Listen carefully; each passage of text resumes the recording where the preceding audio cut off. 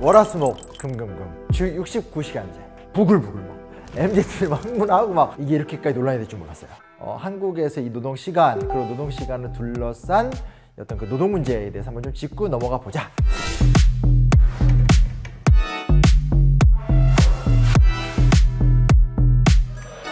한국 사람들이 평소에 노동 문제에 거의 관심이 없어요. 그러니까 이제 역설적인 거죠. 우리는 다 노동자인데 노동 얘기를 그렇게 적극적으로 잘 얘기하지 않아요.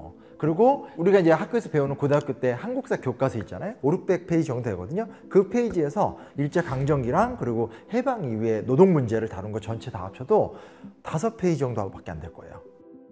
일상적인 공부나 고민 속에선 노동 이야기는 잘 다뤄지지 않고 얘기하는 거 되게 불편해하고 얘기하더라도 마치 나와 상관없는 문제이냐 얘기하는 게 너무나 생활화가 돼 있죠. 노동 문제에 대해서 이야기하지 않는 이유는 크게 3가지 정도인데 하나하나 좀 말씀을 드릴게요. 첫 번째는 1970년대로 가야 됩니다.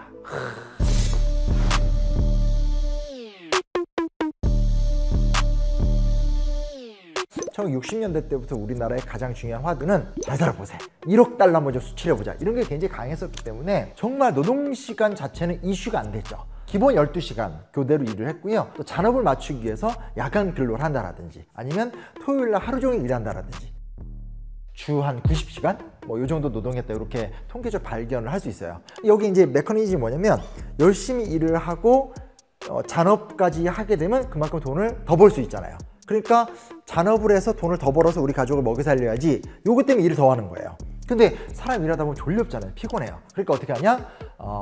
약을 주는 거죠. 이 약을 먹으면 이제 잠이 깨. 제일 처음엔 하나만 먹어도 어우 막 잠이 깨고 막 커피 마신 것처럼 막 일하게 되는데, 나중에 가면 한 2알 먹어도 계속 꾸벅꾸벅 졸다 다치기도 하고 이런 일도 있게 되고, 하루 종일 일을 하니까 시력이 되게 좋았었는데 뭐 1.2 정도 있었는데 한 2년 만에 0.2로 뚝 떨어진다라든지, 4년간 어떤 그런 특정한 노동 현장에서 일하다가 그 먼지 때문에 규폐증이 생긴다라든지, 혹은 아이스크림 공장에서 일하다가 이 냉방병 같은 거 걸려서 사람 몸이 쓸모없게 된다라든지, 그 성장 과정에서 일어나는 수많은 부작용들, 산업재해율이 굉장히 높았다라는 거예요. 그래서 1975년 기준을 봤었을 때 이 노동자가 그 한 해에만 한 8만여 명 정도가 다쳤고, 80년이 되면 11만여 명 정도로 다치거든요.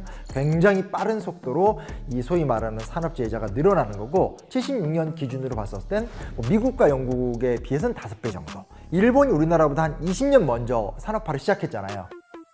산업이 발전하고 부흥하는 속도는 일본과 우리나라가 한 20년 정도 차이가 나는데, 과중한 노동시간, 그로 인한 산업재해 같은 부분은 일본과 비교할 수 없을 정도로 우리나라가 굉장히 좀 심각했었다는 거죠.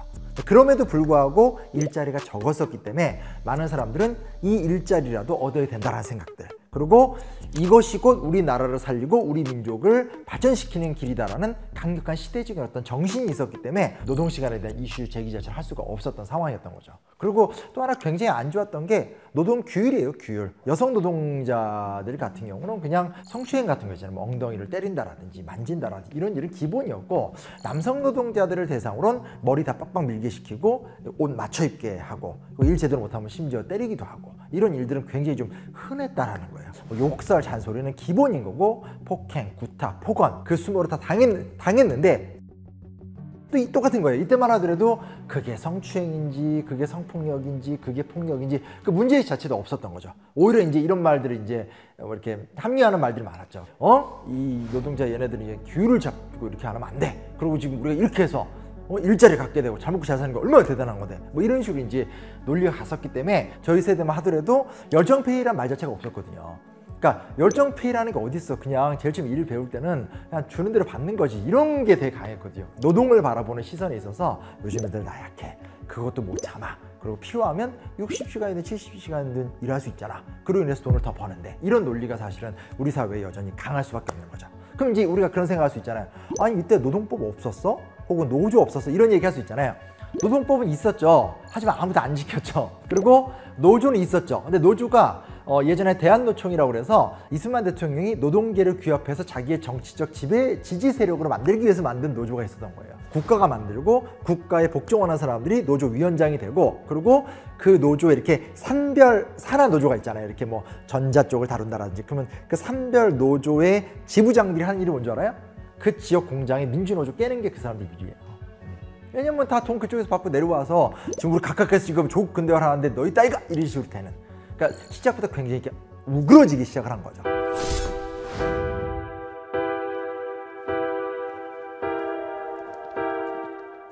우리 역사의 가장 중요한 지점은 1987년 6월 항쟁이에요. 6월 항쟁을 통해서 우리나라가 영구적으로 민주국가로 전환이 된 거잖아요. 그렇죠? 우리나라의 모든 아젠다는 다 80년대 후반부터 시작이 되거든요. 탈핵 문제 혹은 시민단체, 환경 문제, 하여튼 우리가 생각하는 모든 건 다 80년대 후반에 다 시작이 돼요. 근데 그 중에 제일 먼저 가장 크게 등장했던 게 노동 문제였었어요. 왜냐? 우리가 다 노동자니까. 그럼 우리가 보통 역사학자들이 1987년 7월 8월 달에 노동자 대투쟁이 있었다라고 얘기를 해요.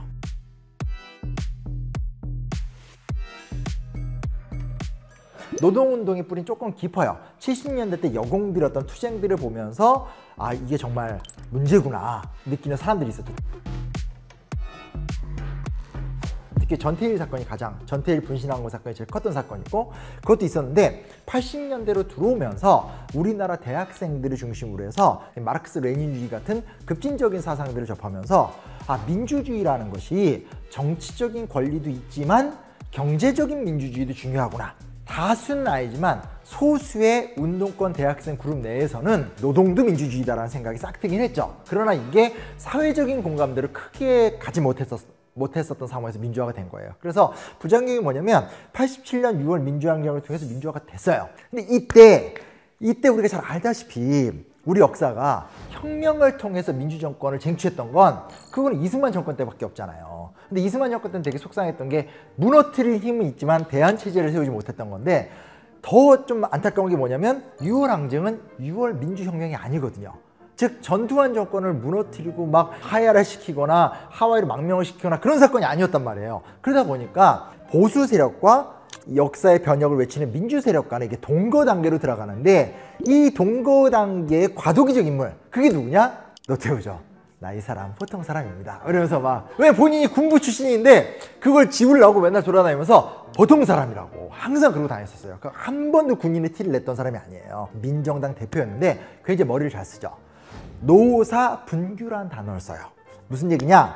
6월 항쟁의 요구라는 것은 민주 질서의 회복 아니냐, 자유민주주의, 정치적 민주주의 회복이고, 이건 내가 받아들이겠다. 이건 국민들의 여망이라는 거 내가 인정하겠고, 정말 내가 어떤 전두환 시대와는 다른 시대를 열겠다. 근데 노동 문제, 이거는 좀 다른 문제 아니냐. 이거는 노사 분규니까 노와 사가 알아서 해라라는 식으로 싹 빼는 거예요. 아마 또 그럴 수밖에 없었던 게, 만약에 정치적 민주화 요구에다가 노동 문제까지 겹치면 그걸 노태우가 혹은 이제 그 5공화국 세력을 감당한다? 쉬운 문제가 아니죠.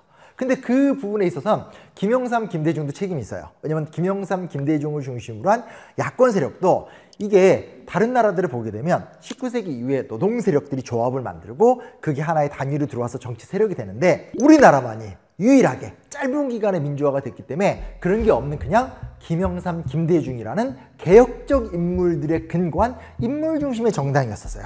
근데 이제 김영삼, 김대중 입장에선 내가 이번에 어떻게 해서라도 대통령이 돼야지. 근데 지금 둘이 라이벌이잖아요. 결국 둘이서 하나가 못 되잖아요. 이런 거에 빨려 있었고, 국민들이 전반적으로 봤었을 때 노동 문제에 대한 고민이 없다는 걸 알고 있었기 때문에 노태우가 노사분규란 말을 쓸 때 김영삼, 김대중도 그걸 수긍하면서 노동 문제를 정치 이슈로 안 끌고 와요. 한국 사회에서 민주주의의 문제와 노동의 문제는 다른 거다라는 영구적 분리 사건이 1988년에 일어난 거예요. 좀만 더 장기적 전망을 갖고 있었다라면, 우리가 조금 더 국민들 사이에서 넓은 공감대를 갖고 있었다라면 보다 더 나은 노동 세계를 좀 만들 수 있지 않았을까에 대한 좀 속상함이 하나 있는 거죠.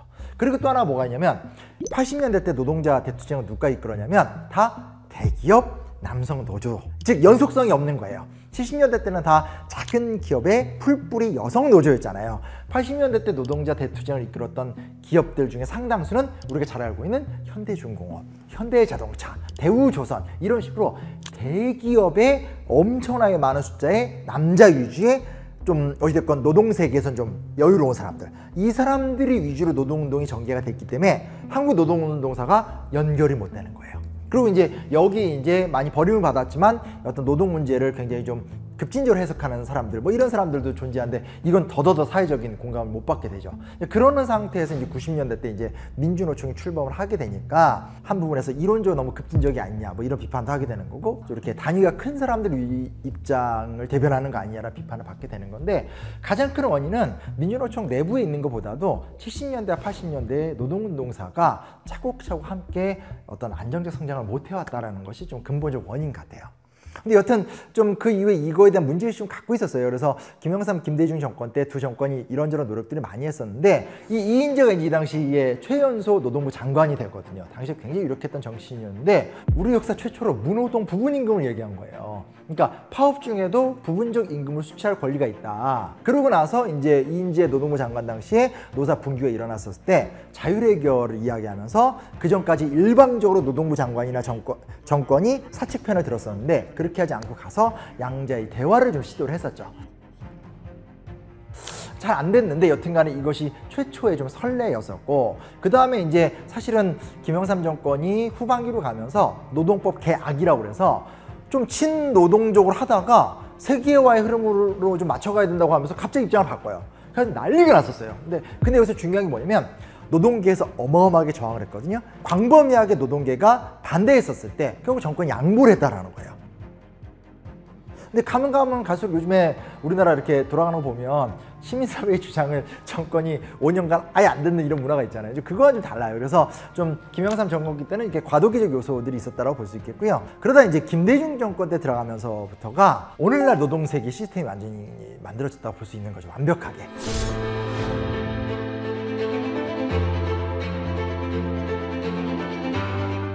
마지막은 뭐냐면, 정말 이렇게 외환 위기를 딱 겪게 되면서 지금 우리나라가 살아갈 수 있는 방법이라는 것은 미국으로부터 돈을 빌려오고 미국의 시스템을 받아들여서 기존의 산업계를 이 관치와 권력에 문드러진 시스템이 아니라 미국과 같은 건전한 기업 생태계로 전환하겠다. 플러스 이때부터 소위 말하는 연봉제 시스템 같은 거, 미국식 기업 시스템 있잖아요. 그러니까 그 사람의 능력으로만 판단해 주는 거. 그래서 실력 있으면 사원이지만 한 번은 이사 될 수도 있는 거고, 기업의 가치에 굉장히 큰 공헌이 있었으면 이 사람 연봉 몇 억씩 먼저 줄 수 있는 거고, 실력으로 가는 좀 투명한 기업 생태계를 만들겠다. 이게 첫 번째 전략이었고, 그럼에도 불구하고 분명히 문제가 있을 거로 예상을 했기 때문에 두 번째 전략이 뭐였냐? 노사정위원회의 탄생이에요. 노사정위원회와 사회복지체제의 확충이라는 건데, 노사정위원회라는 게 뭐냐면 정부가 협상 테이블을 만들고 공정화 옆에서 조율만 해주는 거고, 노조와 사측이 함께 대화를 하면서 문제를 풀어가자라는 시스템을 만드는 것이 이제 요 김대중 정권기 때 전략인 거죠. 그래서 실제로 맨 처음에 이제 대통령 직속위원회로 시작이 돼서 1기, 2기, 3기까지 운영이 됐는데, 기초적인 이야기부터 시작을 하다가 나중에 가면 결국 이제 법적인 시스템을 만들게 되고, 95년에 민주노총, 99년에 전교조의 등장 같은 소위 말하는 국가가 인정해주고 법률적 근거를 갖고 있는 노동조합 시스템, 그리고 노동 이슈에 대해서 공적 절차를 통해서 말할 수 있는 시스템 같은 것들이 이때 확보가 됩니다. 다만 뒤집어서 이야기를 하게 되면 공적 시스템은 확보가 됐는데 기대했던 만큼 효과는 거의 없었던 거죠. 뭔가 어떤 이런 신자유주의적 흐름을 잘 디펜스를 하면서 더 안정적인 노동세계도 만들어질 거라고 생각을 했고, 그리고 이런 법률적인 도전 속에서 더 좀 체계적인 시스템들이 갖춰질 거라고 생각을 했는데, 실제 현실 논리는 그냥 정말 자본의 논리, 그렇게 가진 자의 논리, 혹은 정권이 바뀔 때마다 위정제 입맛대로 시스템이 바뀌는 논리. 이 시스템으로 가기 때문에 기존의 기업 문화가 살아남은 상태에서 정리해고, 희망퇴직, 그리고 기업의 구조조정 같은 것들이 일상화가 되고, 또 노사정위원회를 만들어놨더니 알토란들은 다 기업 좀 잘 나가는 세력들이 갖고 있고, 좀 불리한 직종들은 지금 다 사장님 시스템을 만들어버리니까 노사정위원회는 원래 노동자와 사측의 대화의 장인데, 지금 보면 최저임금을 둘러싼 편의점 점주와 편의점 알바생의 싸움이 되면서 소기의 목적과 아무 상관없는 게 돼버리게 된 거죠. 그거에 대응할 수 있는 노동계의 카드라는 것은 실업급여? 이렇게밖에 안 되는 상황으로 됐기 때문에 90년대 때 김영삼, 김대중 정권 때 사실은 굉장히 풍성한 담론에 비해서 우리의 삶을 안정되게 만드는 데 있어서의 큰 기여를 한 부분이 좀 적은 편이 됐다고 볼 수 있습니다. 문화적인 거건 현실적인 거건 좀 어질러져 있는 노동 생태계를 분석해 보면 이게 노동시간을 줄이는 것만으로 과연 해결이 되느냐, 노동계의 건전한 생태계의 구축 문제와 노동계에서 이탈했었을 때 그 사람들을 또 책임져 줘야 되는 어떤 복지의 문제나 또 국가가 해야 될 역할 이런 것들이 잘 조화가 되면서 나라가 이렇게 단계 발전해 나가야 되는데 국민 동의도 부족하고 또 지도자들 내에서도 점점점 그런 게 희미해지고 있으니까 더더더 각자 도생사회가 되는 거죠. 시작은 노동시간이지만 한 번 좀 따져볼 필요 있는 것 같아요. 우리의 노동 환경은 어떤 구조, 왜곡된 구조로 띄고 있는가, 그리고 우리의 노동 환경은 어떤 방식으로 더 나아져야 되는가, 그리고 더 나아지는 과정을 위해서 우린 어떻게 연대해야 되는가. 다 노동자잖아요. 다 노동자이기 때문에 우리 전체가 다 잘 될 수 있는 방향에서의 합의와 방향을 만들어가는 과정들, 이렇게 좀 갈 수 있는 계기가 좀 됐으면 좋겠다.